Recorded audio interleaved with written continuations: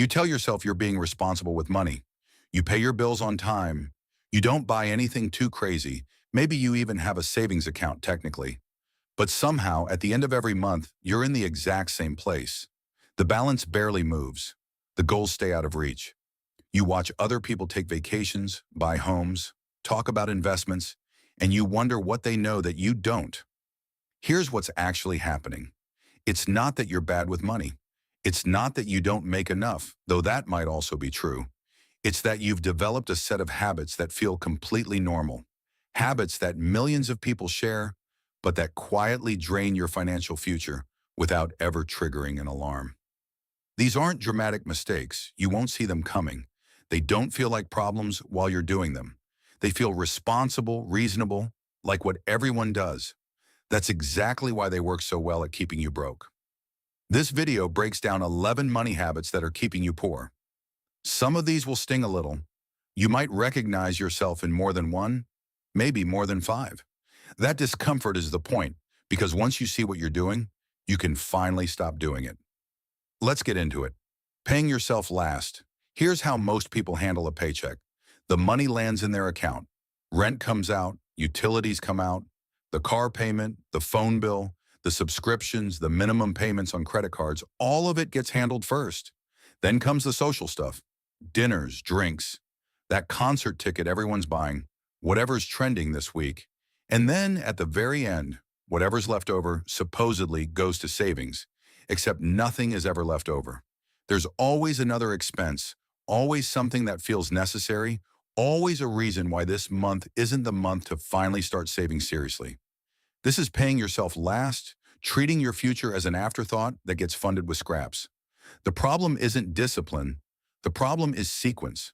By the time you've paid everyone else, there's nothing remaining for the person who actually worked to earn that money in the first place.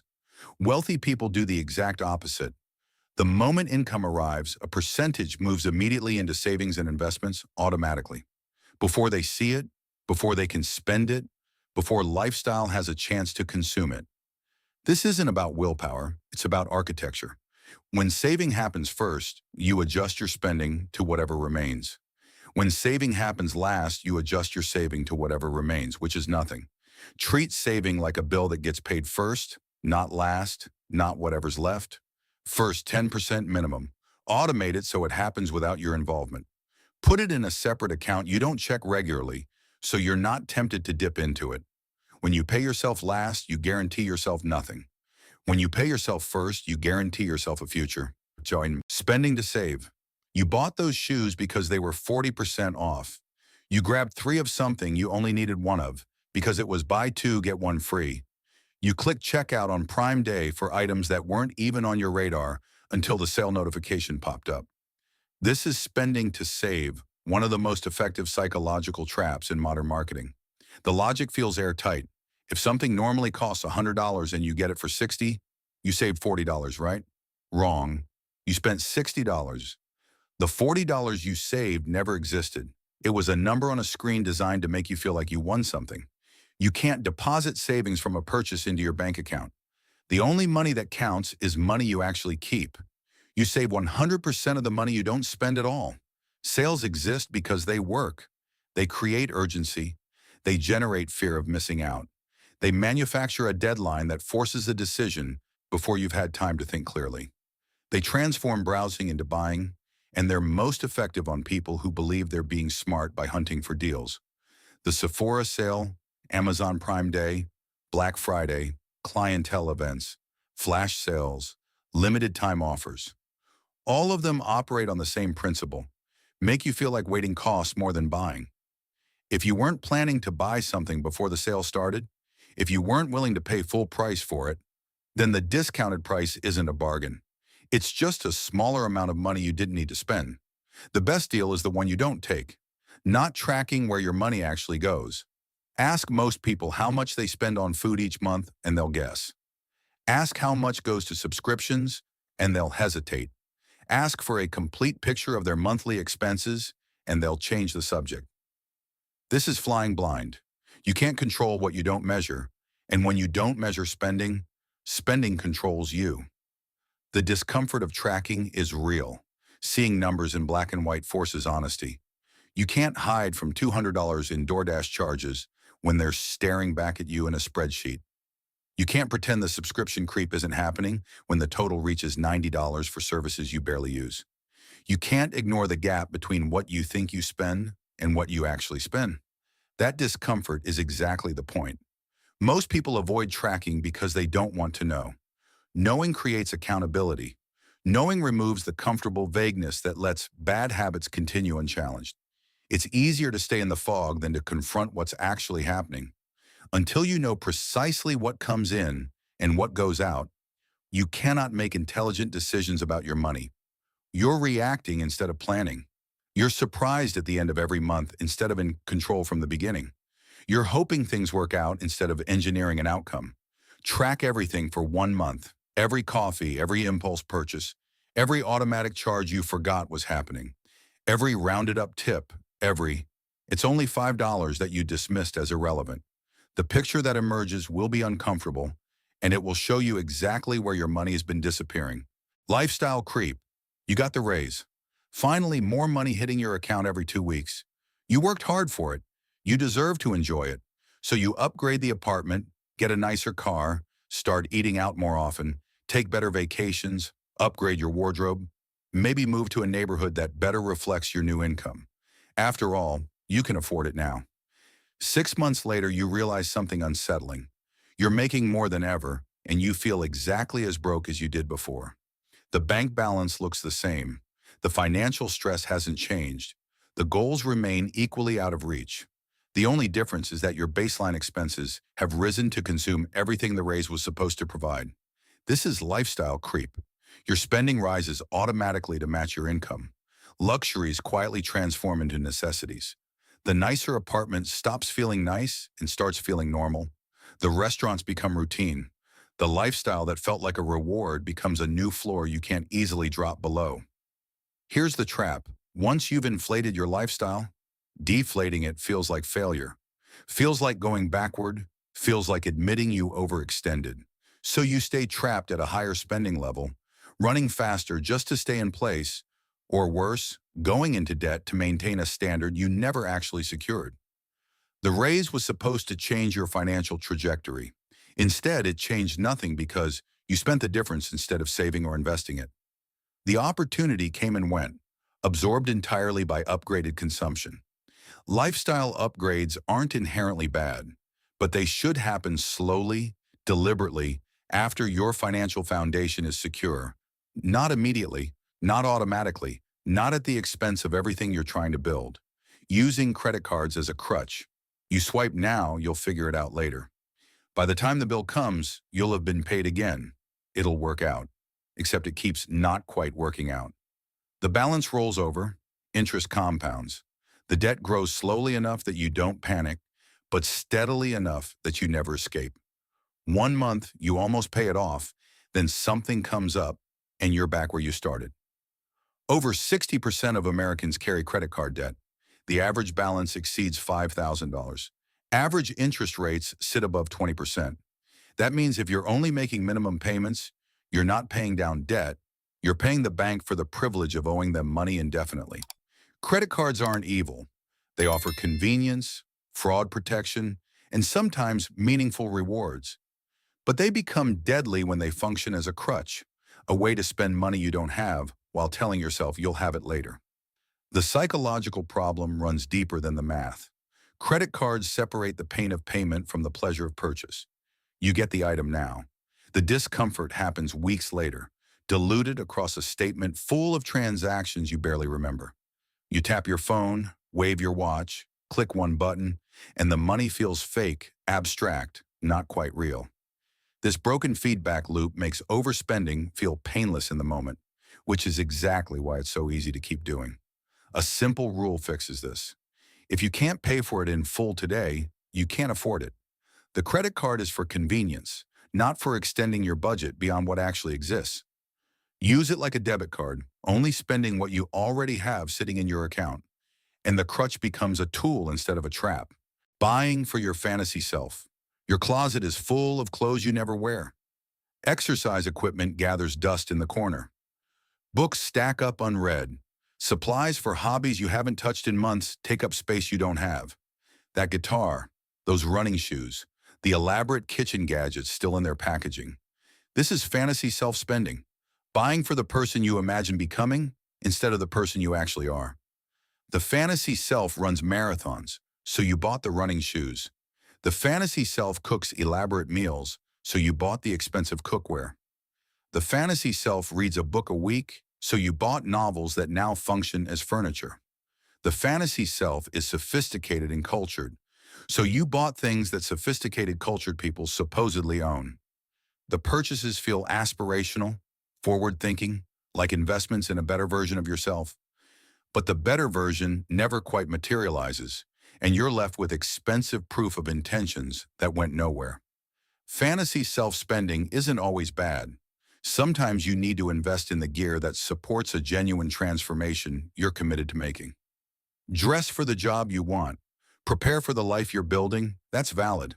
The problem is when buying becomes a substitute for doing, when acquisition masquerades as action. When you purchase the costume without ever performing the role, the spending feels like progress while nothing actually changes. Before spending money on the person you want to become, ask one question. What have I actually done recently, consistently, that proves I'm becoming that person? If the answer is nothing, the purchase is probably just expensive cosplay for a life you're not living. Saying yes to everything.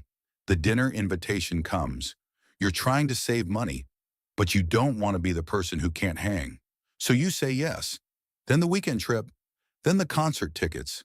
Then the birthday celebration at the expensive restaurant no one actually likes, but someone already booked. Then drinks after work because everyone's going. Then the group gift you didn't budget for. Then the bachelorette party in another city. Every individual yes feels small, social, harmless. You don't want to be the person who's always declining. You don't want to seem broke. You don't want to miss out on memories and moments that everyone else is experiencing. But every yes to spending is a no to something else. Every $100 you spend because you didn't want to miss out is $100 not going toward the goal you claim matters to you. The vacation you're supposedly saving for, the debt you're supposedly paying off, the investment account you're supposedly funding. Peer pressure doesn't end in high school, it just gets more expensive. The pressure to match your friends' spending, to signal that you're doing fine, that you're fun, that you can keep up, costs real money. Money that often gets charged to credit cards because the cash isn't actually there. Money that creates stress you hide behind a smile at the very events that caused it. Saying no is a skill. It feels uncomfortable at first. You worry about perception, about being judged, about missing out, about damaging relationships that matter to you. But the people who actually care about you will understand when you're honest about financial boundaries. The ones who don't understand, who pressure you to spend beyond your means, weren't worth the expense anyway. A good time doesn't require expensive venues. Friendship doesn't require financial strain. Learn to suggest alternatives. Learn to say, not this time, without over-explaining. The discomfort of that conversation is temporary. The debt you avoid is permanent. Waiting for more money to start. You'll start budgeting when you make more. You'll start investing when you have real money. You'll get your finances together once the income catches up. Once you finish paying off this one thing. Once you get the promotion. Once things settle down. This is when thinking. And it's one of the most effective ways to guarantee you never actually start. The perfect time doesn't arrive. There's always a reason to delay. There's always an excuse that feels legitimate in the moment. And while you're waiting for circumstances to improve, years pass. Compound interest works for other people. Financial literacy stays theoretical instead of practical.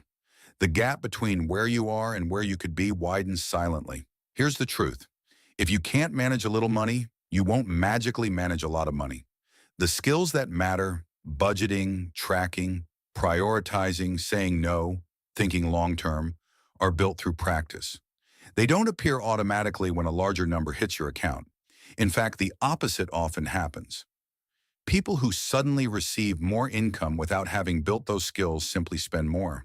They upgrade their lifestyle immediately, drift into debt just as easily, and wonder why more money didn't solve anything. The habits they developed at a lower income scale perfectly to a higher one, just with bigger numbers and bigger problems. Money management is a skill.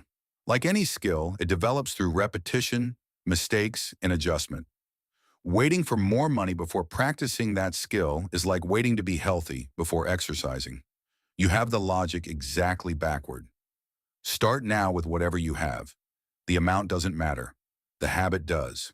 Ignoring small expenses because they feel insignificant. $5 here, $8 there, a coffee, a snack, an app subscription you forgot existed. Rounding up for charity at checkout because saying no feels awkward. The convenience fee you didn't bother questioning. It's only a few bucks. You dismissed without a second thought.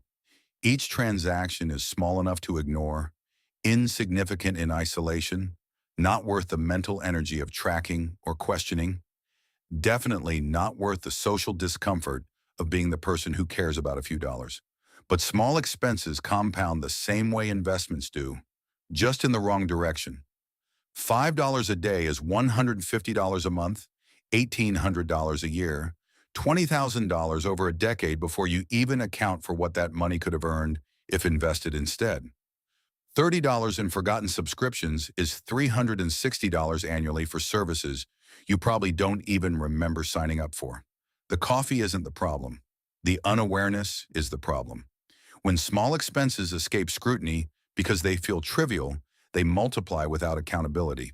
The cumulative effect becomes massive, while each individual moment stays beneath your threshold of attention. Death by 1,000 cuts is still death. Your budget doesn't care whether money left in large dramatic chunks or tiny painless drips. It only knows the total. I'm not saying never buy coffee. I'm not saying obsess over every dollar to the point of exhaustion. I'm saying know what you're spending. Know the monthly total. Make it a conscious choice rather than an invisible leak. The goal isn't deprivation, it's awareness. Awareness lets you decide intentionally instead of bleeding money by default. Treating investing as something for later. You'll invest when you have more money, when you know more about how markets work, when the timing feels right, when you're not so busy, when the market stops being scary, when you finish paying off everything else, when you feel ready. Meanwhile, time passes.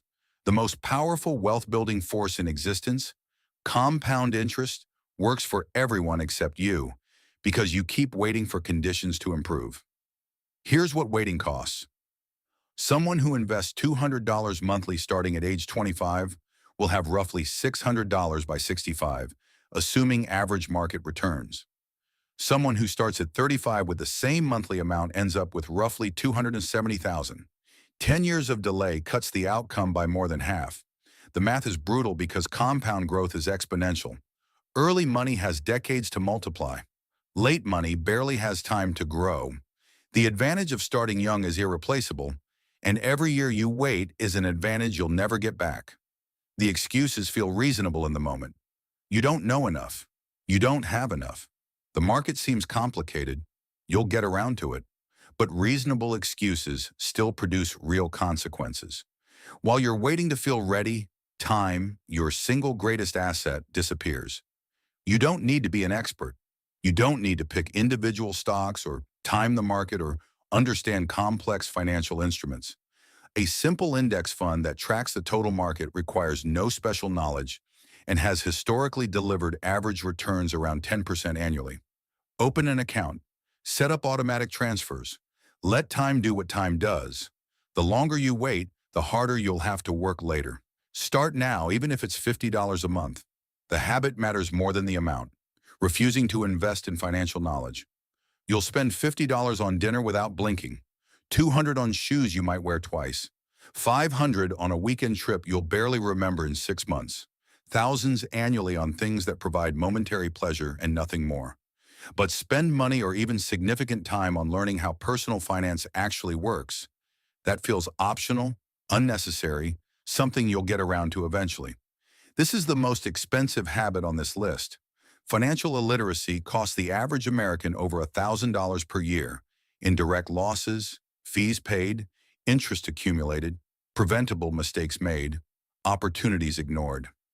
The indirect costs are worse. the missed investment returns that compound for decades, the years spent in debt that could have been avoided with different decisions, the retirement that never becomes possible because the math was never understood. Every other habit on this list traces back to this one.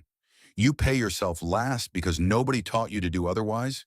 You spend to save because you don't recognize the psychological trap. You let lifestyle creep consume raises because you don't understand how wealth actually builds.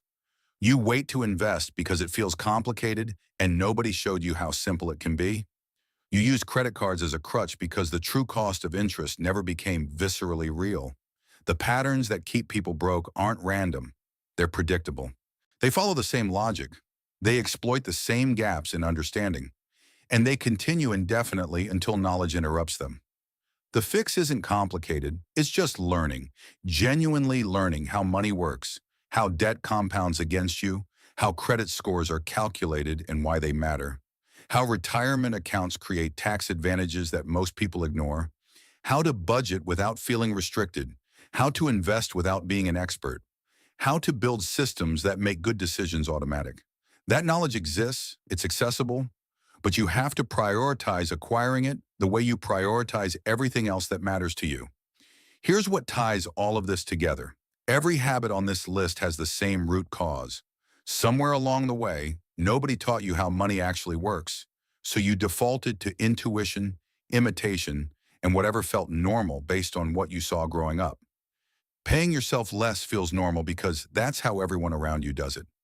Lifestyle creep feels earned because upgrading is what you're supposed to do when income rises. Credit cards as a crutch feel manageable because everyone carries a balance.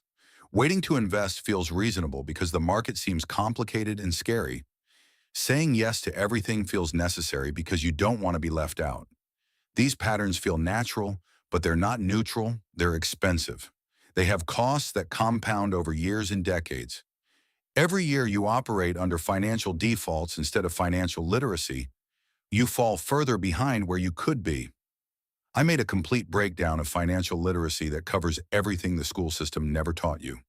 How debt actually works, how credit scores are calculated, how retirement accounts create tax advantages most people ignore, how compound interest builds wealth when it's working for you instead of against you, how to build systems that automate good decisions so you don't have to rely on willpower alone. Links right here. If more than one habit on this list felt uncomfortably familiar, that video is your next step. Because here's the uncomfortable truth. Money habits don't fix themselves. Awareness isn't automatic. The patterns that keep you broke will keep you broke until you deliberately interrupt them with knowledge and systems that work differently.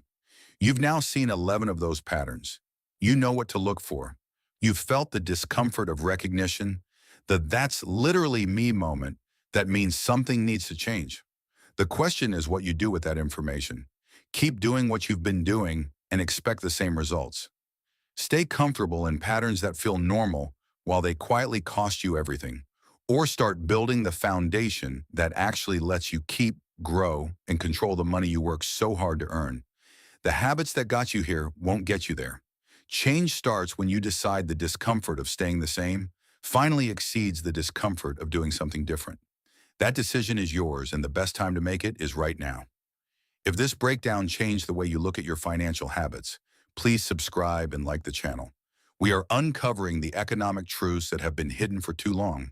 Start investing in your future today. The next treasure of knowledge will be open soon.